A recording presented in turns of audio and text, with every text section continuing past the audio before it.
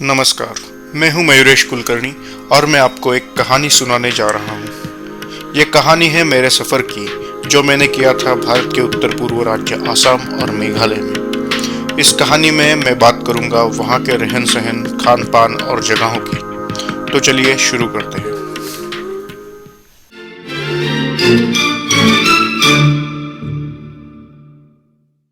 इस सीरीज के 5वें एपिसोड में आप सबका स्वागत है। कल रात बातों बातों में होटल के ओनर ने हमें बताया कि होटल के सामने एक बहुत ही पुराना रास्ता है जो सोहरा से बांग्लादेश तक जाता है, and it is hundreds of years old. So we are curious about this, why these sitting arrangements are there in the mountains. So he told us that this path goes all the way to the Bangladesh, and then for the travelers to sit and rest, these sitting arrangements were made in very ancient times. If you see, this path comes all the way from there. On the mountains also we can see the path. This comes all the way from Cherrapunji and it goes straight down to the Bangladesh. Bangladesh is there, by the way. We can see the Bangladesh, and from here this path goes straight down to the Bangladesh and goes straight, and on the other mountain you can see the path is going straight there.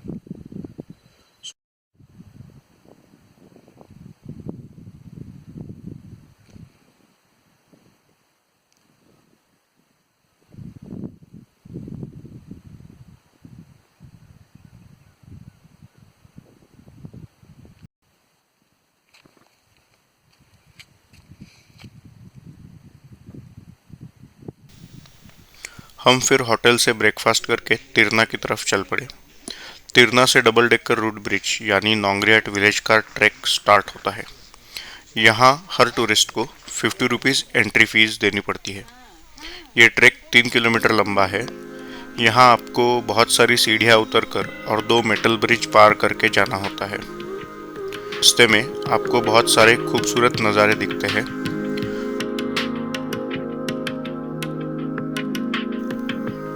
बहुत देर तक सीढ़ियाँ उतरने से बहुत से लोग lake shivering experience करने लगते हैं, but this is very normal for locals. कुछ देर बाद एक गांव दिखा जो नोंगरियाट होगा ऐसे हमें लगा था, लेकिन वो था नोंगथमलाई village.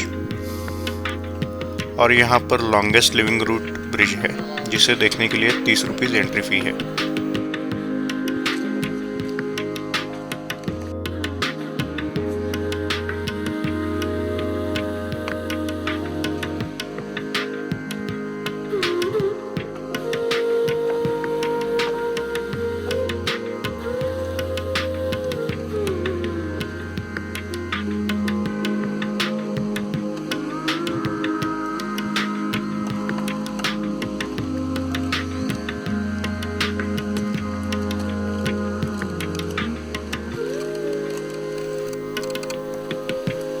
This was my first time to see a living root bridge. इस पर चलते हुए इनिशियली थोड़ा डर लगा, लेकिन बाद में बहुत मज़ा आया।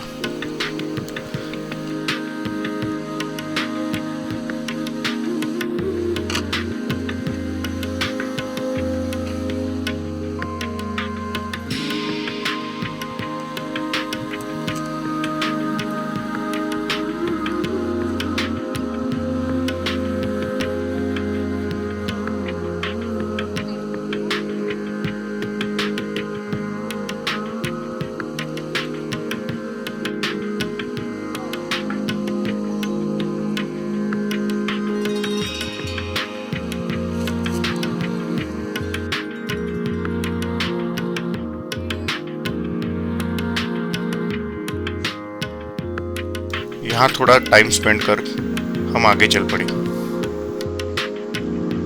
कई सीढ़ियाँ उतर कर थोड़ा चलने के बाद हम फर्स्ट मेटल ब्रिज तक पहुँचे।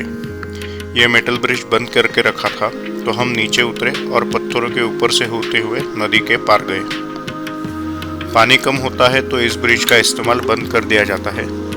इससे ब्रिज के मेंटेनेंस में भी मदद होती है। यहाँ आपको ढेर सारी तितलियाँ मिलेंगी।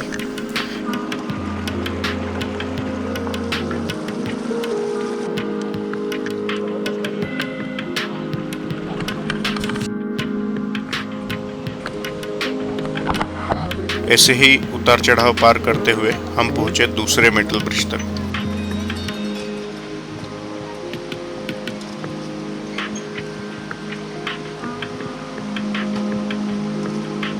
मोबाइल जपो ना।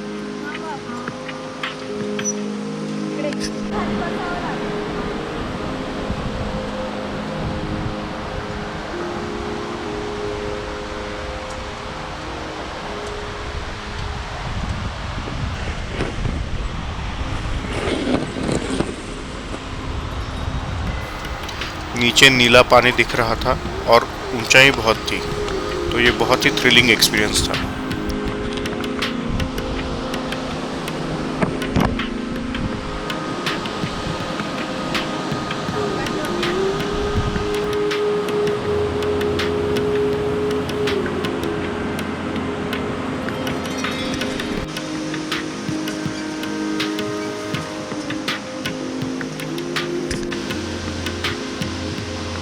यह ब्रिज क्रॉस करने के बाद तुरंत नोंगरियाट विलेज शुरू होता है, ऐसा पता चला था, लेकिन आगे फिर से सीढ़ियां देखकर थोड़ी बेचैनी जरूर हुई।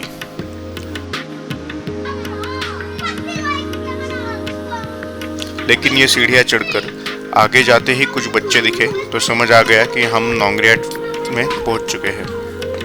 इस गांव के शुरुआत में ही एक छोटा लिविंग रोड ब्रिज है जिसके नीचे बच्चे झूला झूल रहे थे।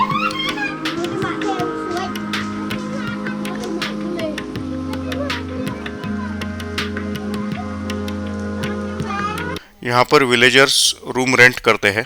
ऐसे ही एक विलेजर थी लाकरेडा माओ, जिनके पास हमने एक रात की बुकिंग की थी। इस रूम की कॉस्ट हमें पड़ी 500 पर पर्सन। यहाँ पर एक सेरेन होमस्टे नाम का लॉज भी है, लेकिन हमें ऐसा ट्राइबल स्टाइल घर में रहने का एक्सपीरियंस लेना था, तो हम यहाँ रुके।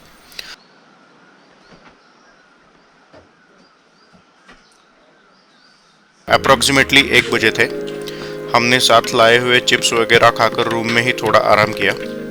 इसके बाद हम आगे रेनबो फॉल्स के लिए चल पड़े।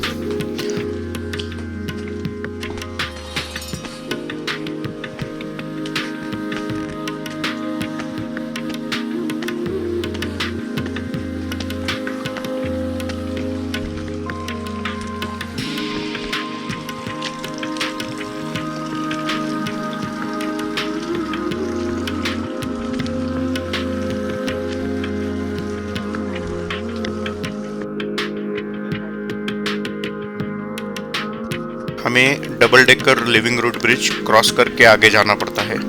हम आज रात यही रुकने वाले थे, इसलिए हमने डबल डेकर रोड ब्रिज पर ज़्यादा टाइम स्पेंड नहीं किया।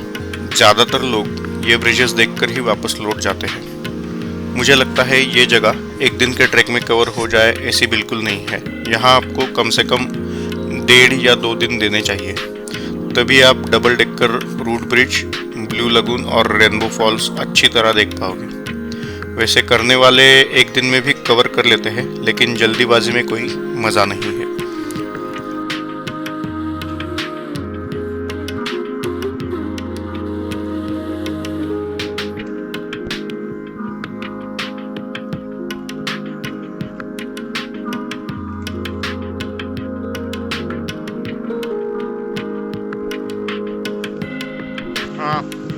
रेनबो फॉल्स के रास्ते में आपको double decker road bridge, 2 metal bridge और एक लिविंग रोड ब्रिज मिलता है, और यहाँ पर प्रॉपर सीढ़ियाँ नहीं मिलती। कह सकते हैं कि ये एक मॉडरेट डिफिकल्टी लेवल का ट्रैक है। Generally locals reach Rainbow Falls within an hour, but it really depends on your strength. हम आराम से गए तो हमें अप्रॉक्सीमेटली 2 घंटे लगे।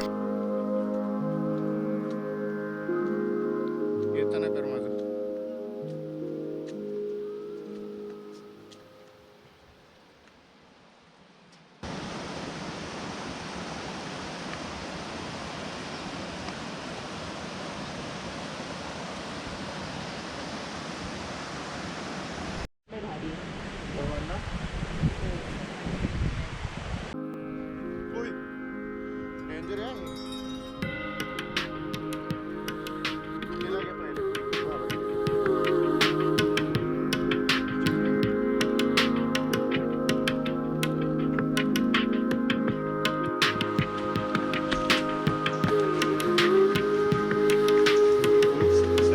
फाइनली रेनबो फॉल्स दिखाई दिया, जिसकी सिर्फ आवाज़ हमें बहुत देर से सुनाई दे रही थी।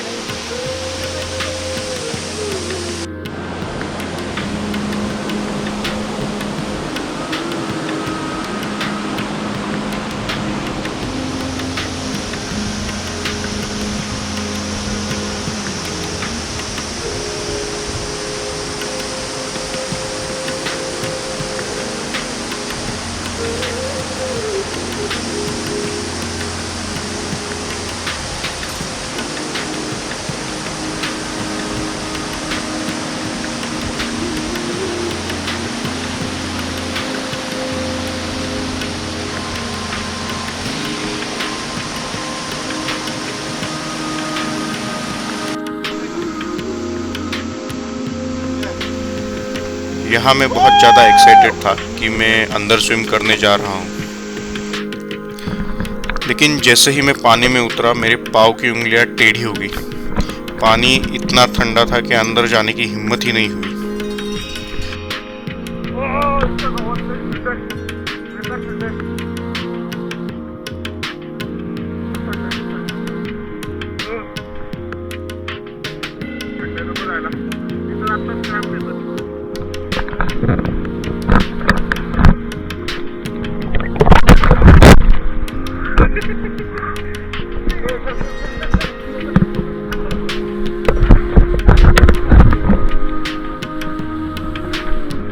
मुझे जाकिर खान की एक बात याद आ गई कि मर्द को दर्द नहीं होता होगा, पर ठंड बहुत लगती है। लोकल्स ने भी बहुत वार्न किया था कि पानी बहुत ठंडा है तो पानी में जाना रिस्की है वगैरह वगैरह। उनका और जाकिर भाई का रिस्पेक्ट करते हुए मैंने समझदारी दिखाई और मैंने स्विमिंग नहीं किया।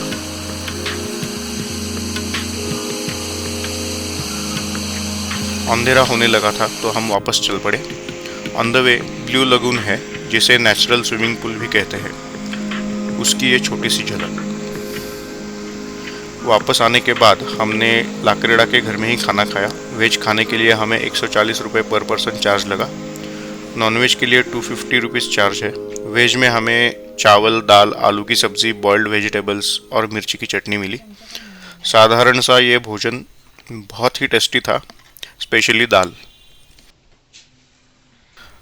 इसके साथ हमारा आज का दिन समाप्त हुआ। अगले दिन हम तिरना वापस गए और कुछ वाटरफॉल्स देखे, लेकिन हम वो देखेंगे नेक्स्ट एपिसोड में। No one likes it, but you know travellers always have to say good bye. See you soon in next episode. Keep wandering.